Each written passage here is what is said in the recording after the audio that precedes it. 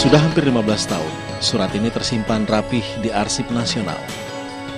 Inilah surat yang dibacakan Soeharto saat mengundurkan diri 21 Mei 1998. Malam itu ketika mendraft itu sama-sama kita berdiskusi, ada Pak Bambang Kesowo, ada Pak Sunarto Sudarno.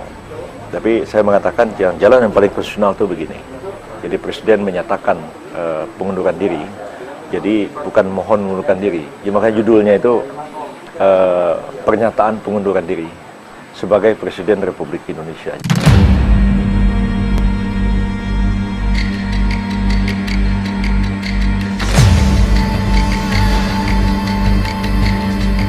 Di balik lembaran kertas yang terketik rapih, ada tulisan tangan Soeharto dengan parafnya. Kalimat yang ditulis Soeharto tak disebutkan dalam naskah pidato yang telah ditandatanganinya. Isinya tentang permohonan maaf sang penguasa Orde Baru selama memimpin negara 32 tahun lamanya. Juga tentang pembubaran kabinet. Dan tentang B.J. Habibie yang akan menggantikannya sebagai Presiden Republik Indonesia. Presiden kedua RI itu menulis semua ini menjelang pidato pengunduran dirinya. Sebenarnya beliau itu dilema. Ya. Saya mengamati betul situasi yang terjadi di Istana Negara. Ya. Memang beliau sudah berkeinginan untuk mundur. Tapi selalu beliau itu dihadapkan kepada persoalan, apakah kalau saya mundur keadaan ini bisa dipertahankan atau tidak? Akan menjadi lebih baik atau tidak? Jadi beliau selalu merasa tidak ada penggantinya yang dapat melaksanakan tugas-tugas itu dengan baik seperti yang beliau harapkan. Akhirnya Presiden Soeharto menunjuk Profesor Habibie untuk menjadi wakil presiden. Nah, itu pun menimbulkan kontroversi yang cukup luas di kalangan elit politik pada masa itu. Pak Habibie ini didukung oleh ICMI yang memang sedang sangat kuat pada waktu itu dan juga didukung oleh Golkar, tapi di kalangan tentara itu tidak solid betul mendukung Pak Habibie ini.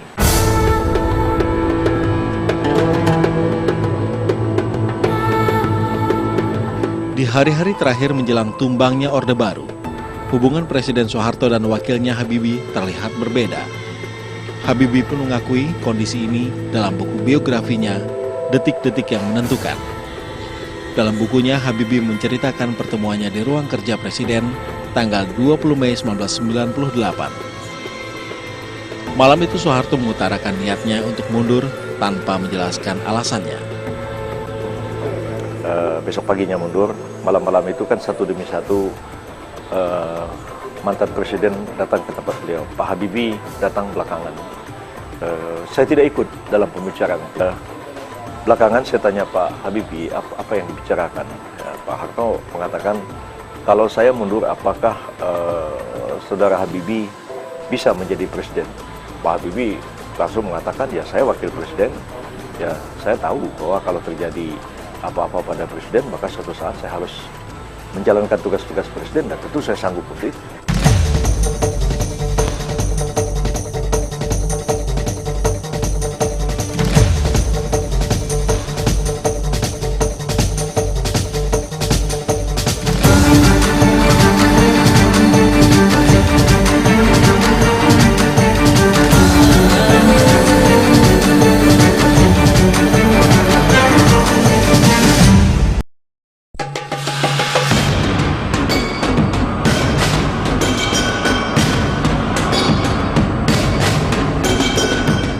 Inilah wajah Indonesia di tahun 1998. Negara dalam situasi kacau balau. Krisis moneter yang bermula di tahun 1997 terus berkepanjangan dan berujung pada krisis ekonomi, politik, dan kepercayaan.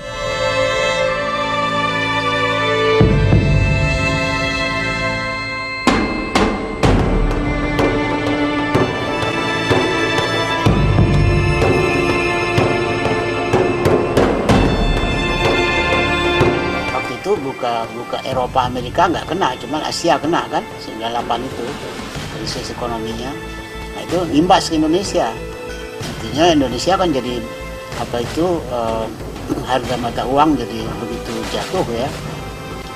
dan juga impor ekspor turun, dan itu berpengaruh kepada kekuatan dari Soeharto, karena kekuatan Soeharto adalah ekonomi politik.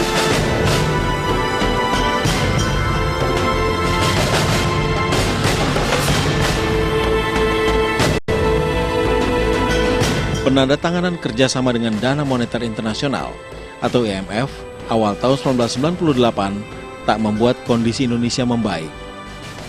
Nah, ketika terjadi krisis di bidang moneter yang kemudian menggoyahkan sendi-sendi perekonomian bangsa, yang kemudian membawa impak ke bidang politik, itulah yang akhirnya menciptakan suasana politik yang sangat tidak stabil.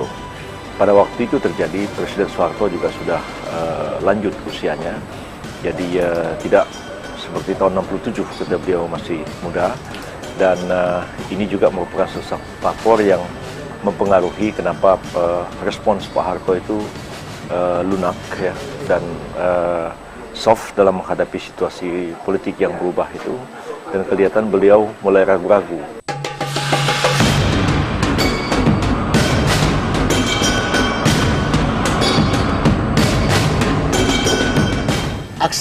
Aksi mahasiswa itu juga pengaruh internasional, tapi bukan ekonomi ya, tapi demokrasi. Memang demokrasi sedang memuncak pada waktu itu di seluruh dunia, dan disambut oleh kaum intelektual yang pada zaman Soeharto itu tertindas. Nah, jadi demokrasi itu adalah alat bagi mahasiswa dan intelektual untuk melawan Soeharto. Jadi memang Soeharto dijepit oleh dua kekuatan demokrasi dan kekuatan ekonomi yang merosot. Ya.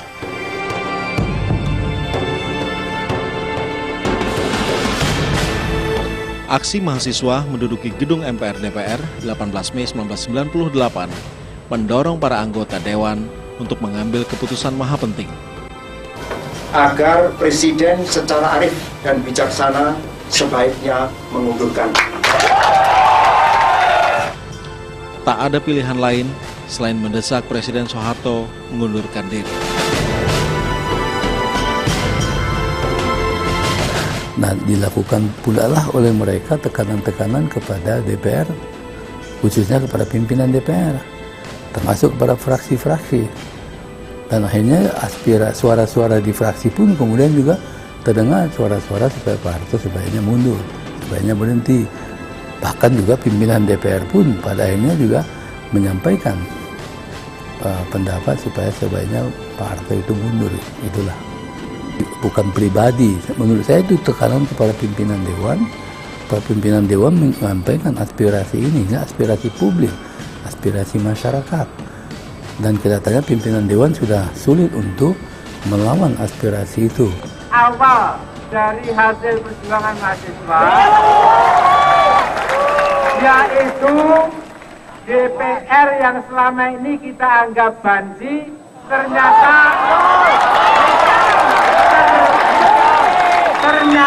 dengan dorongan Anda semua sekarang telah menjadi DPR yang pemberani.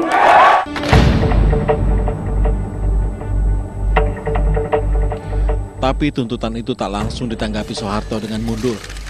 19 Mei 1998, Soeharto mengundang para tokoh masyarakat untuk berdialog di ruang Jepara, Istana Merdeka.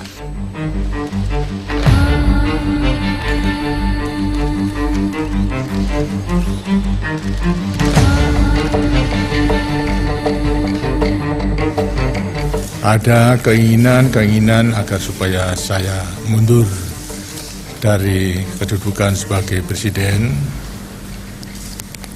Hanya masalahnya bagi saya sebetulnya mundur dan tidaknya itu tidak menjadi masalah.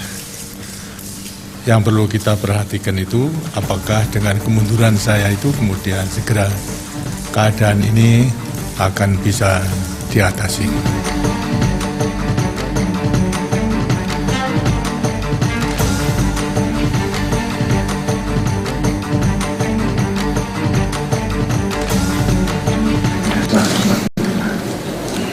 Apapun yang terjadi sebetulnya dalam kehidupan kita bernegara, berbangsa, bermasyarakat, memang konstitusi itulah yang harus selalu kita pegang teguh.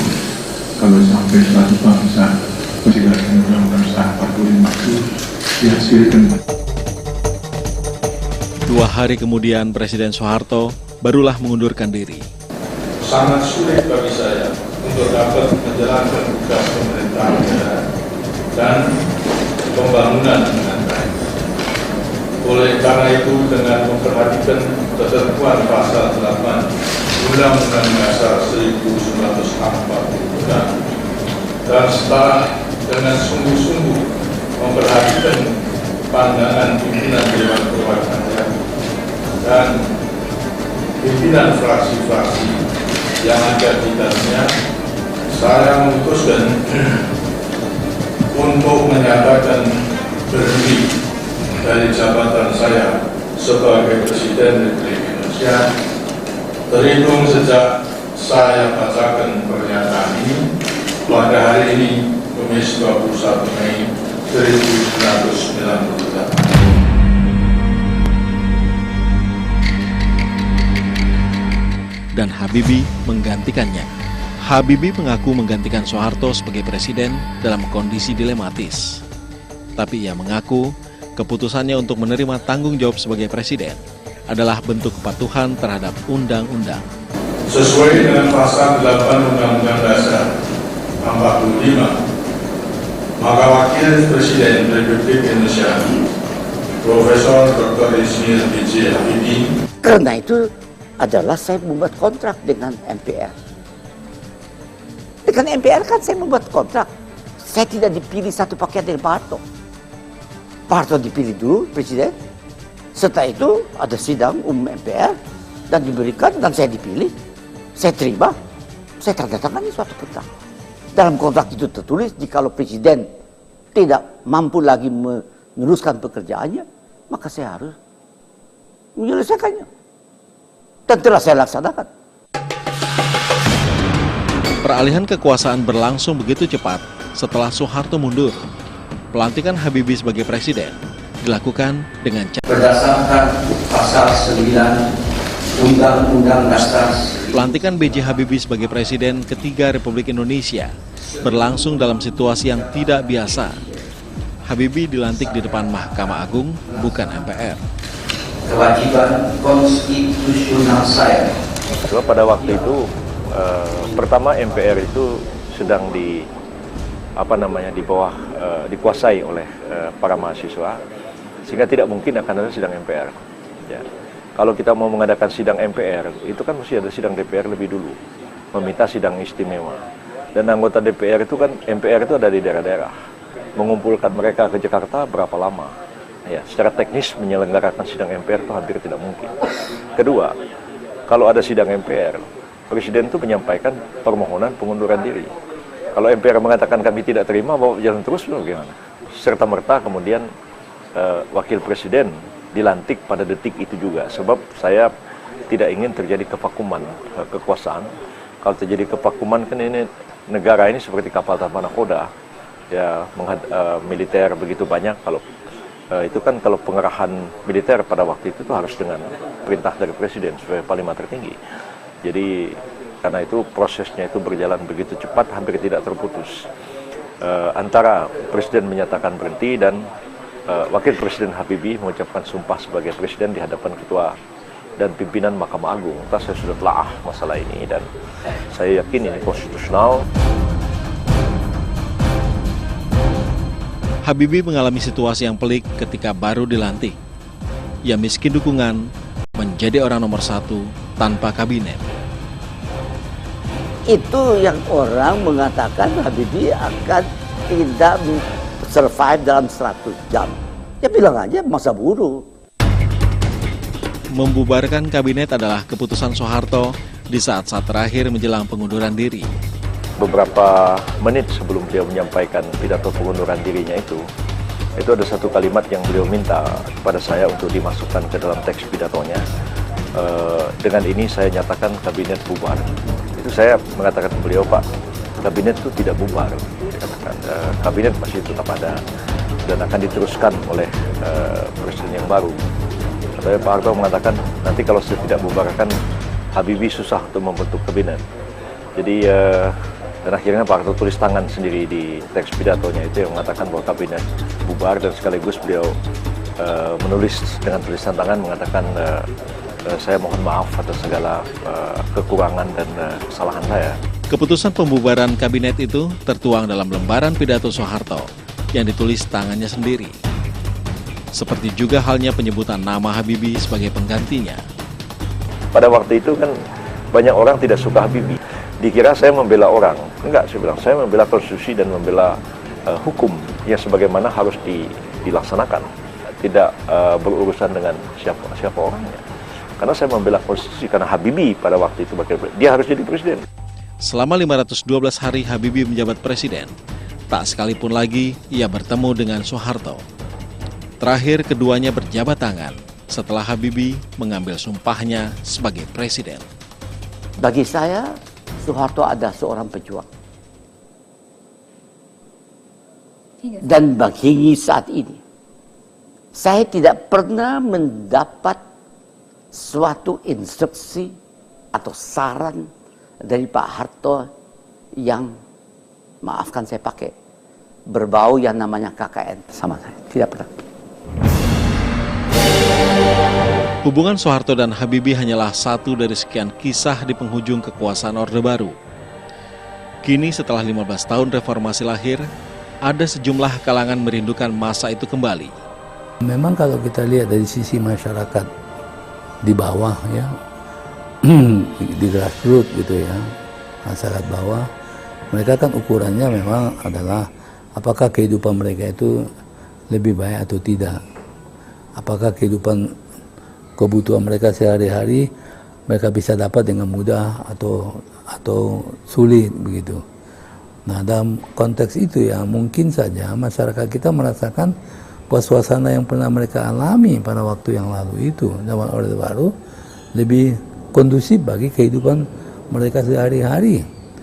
Harga-harga mungkin masih bisa dicapai, pembiayaan-pembiayaan untuk pendidikan, pembiayaan untuk kepentingan sekolah dan kesehatan, mungkin mereka merasakan lebih bagus pada waktu itu, sehingga muncullah suara mengatakan dulu lebih baik gitu.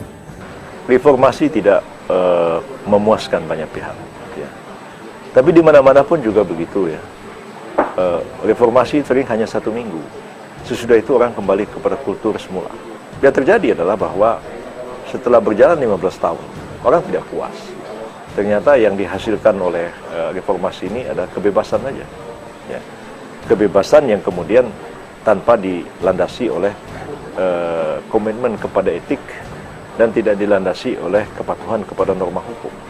Segala bentuk kerinduan ini hanya menyeratkan satu hal: reformasi tak berjalan sesuai cita-citanya. Dia hanya berhenti pada kekuatan. Keingin pemerintah yang kuat, ingin presiden yang kuat. Sebenarnya kenapa penyakit kita ini kambuh? Karena orang Indonesia itu betapapun pintarnya, kalau sudah berkuasa pikirannya sepotong-sepotong.